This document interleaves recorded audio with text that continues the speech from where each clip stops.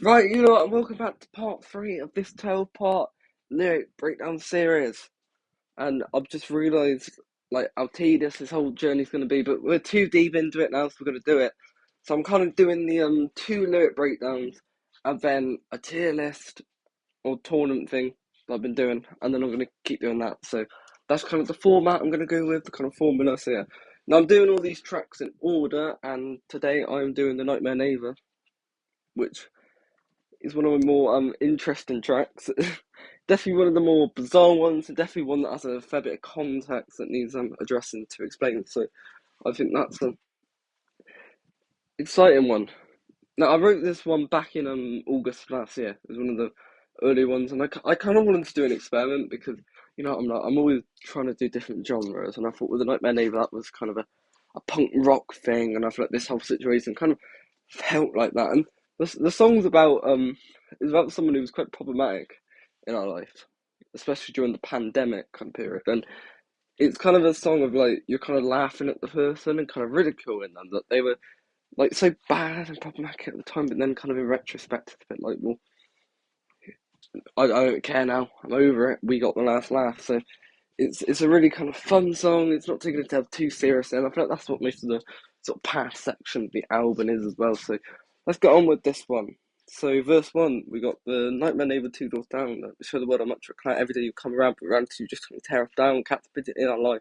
But in the end, so it ended alright. The story ends with a husband and wife, and you no longer their life. So yeah, it was a weird situation because like people are not always what you think they are, and you make friends with someone, and then in the end, it turns out that they were had some maniacal, manipulative plan to tear your family to shreds. But the ironic thing about the whole case is that this ended with my parents' marriage, and that wedding speech I did. Remember that? That was quite cool. So we wouldn't have got that if we didn't have all of this. So I don't know if we would have got to that place. I don't know. Would they be married now? Who knows? If none of that happened, it was a crazy situation, and I just wanted to get kind of right off the bat, just lay out the whole story before I go more in depth. So like, you got a brief overview, and I did this with Change the Tide as well. I was like, I've got to get this out of the way. So I've given the overview, and now I can um get on with it. And the chorus is the Nightmare Neighbour two doors down, the Nightmare Neighbour two doors down, the Nightmare Neighbour two doors down. Should have got a much of a clown. I didn't. It's not the most complicated, well written chorus, is it? But I feel like it does its job, and it's not meant to be the most tightly introspective. It's meant to kind of drill in the point and emphasize that this person was a nightmare. So I think it does that. Then verse two, from minute one, so it was bizarre when you pulled up in that rubbish car, immediately began in our lives trusting us with your kids after a fortnight, borrow out bath and give back by doing drunkennessly just to make the vibe. In the end, I wouldn't have been surprised. So it's another kind of short verse, and this is all the antics they kind of were from the start. And from the beginning, there was always a weird uncertainty in that relationship. It wasn't like a typical friendship. There was always a bit of a bizarre dynamic going on. But then we never really addressed the issues because we were just quite welcoming, nice people at the end of the day. And then it kind of they would take advantage of us, and like they had small children and they disappear, and we were the guardians for them and had them a lot. We had to do stuff. They would like steal stuff from us, just break into our house, open the door, and just ask to borrow stuff. We babysat. It was very bizarre, and then tried to just make drama for no reason and bring out like issues that weren't even there, and try to make you know fireworks out of like just tiny sparks, and it was like just not needed. You know what I mean? And then we reiterate the chorus. So verse three. I have to do this in a bit. Barred into our house during COVID-19, throwing your babysitter overseen, burying the cutlery with a so friend that you did not intend to get back with men, just take advantage you didn't have to spend, and did you go and move on? Like, no, you shut around abuse night after night after night.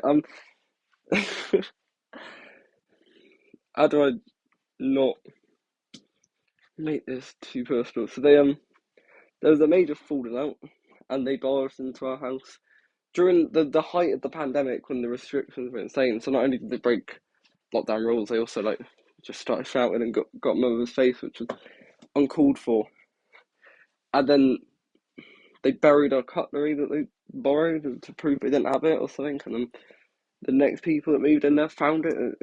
Very bizarre that was.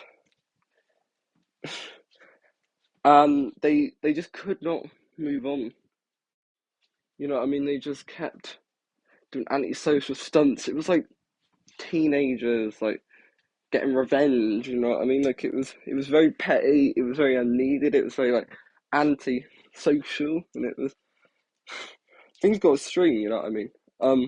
Right, let's keep going. Sat on the shed, goddamn spine, not watching your kids, they could have been dying, and you call my puce. They say a line was slapped at the head with a baby crying.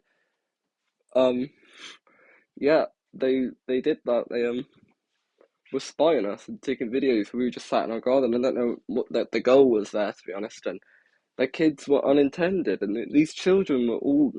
I think I don't know. I'm trying to get the maths right. So 2020, how old would I have been? I would have been for 12. 12. That means my sister would have been 8. So that means that the oldest of these children was 7, and the youngest was like 1. So you're leaving that just to sit on a shed filming people for no reason, really. I guess it was just a bit of a laugh, but and then we caught them on camera, and then they covered their face, like after looking in the camera, like, oh, you can't see me, I can't see you. Like we know who you are. You know what I mean? Like you're not fooling anybody. You'd have to be a really thick police officer to fall for that. And then they made accusations about abuse from my parents, which was quite funny. I felt because well, they're neglecting their own. Like it's a bit bizarre. And the smash of her baby's crying line was actually based on something we witnessed, like one New Year's Eve, and they just neglected. And we saw the blatant bad parenting they portrayed. So I think that was quite funny. Let's keep going. Bodge went to a party, went divided. Manson, Maleficent, you want to love not requited. Lie after lie, after lie, after lie. Couldn't tell the truth, your kids on the line. 26 old with the behaviour of a child, but now it's funny to look at your antics so wild because all was out of plastered because I'm no longer a bastard. Yes, a few things to address here. They stormed my mother's birthday party. We did it was her birthday was June, so this is when the rules were starting to be stretched. So we were kind of had a gazebo outside, and they just showed up and to cause mayhem and to panto villains. I don't know, and yeah, I had to put a Disney reference in it. And then the whole like, love quoted line they were trying miserably to elope one of my parents, and that was about as successful as Liz Truss as Prime Minister. So it didn't really work, but that's kind of the irony of the whole thing. And they were notorious for lying. They were like my mate Sam, except somehow worse than him because their lives were damaging, whereas Sam is just bullshit all the time. We know he's bullshit. They did act like a child, like this sitting on the shed, filming the abuse in the streets, of barging into a party just for mayhem. It was all just crazy, and it just showed an immaturity and a desperation and quite a sadness. And they teamed up with another friend who lived by, and they became like this dynamic duo. Like it was like watching a comedy show. It was like watching like Team Rocket or something. It was very bizarre, you know what I mean? And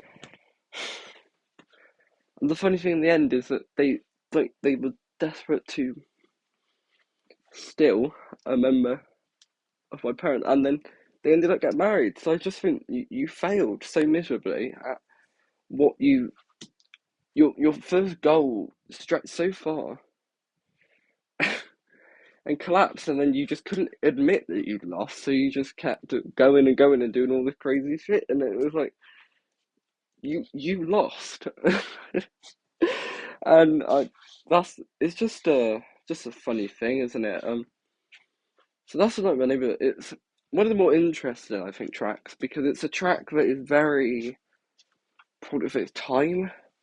but then in a sense it's very retrospective, and I think it's one of the most iconic. And this is very well received. I've shown a few family friends and stuff who really like this track because of obviously the subject matter and the um, irony of the whole thing. And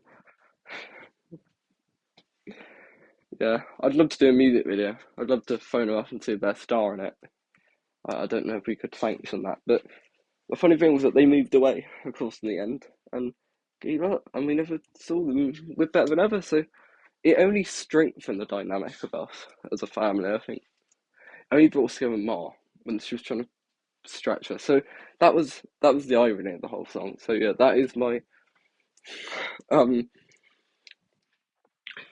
breakdown of the Nightmare Neighbour, and it's definitely a really fun one. So yeah, I'll see you lot soon.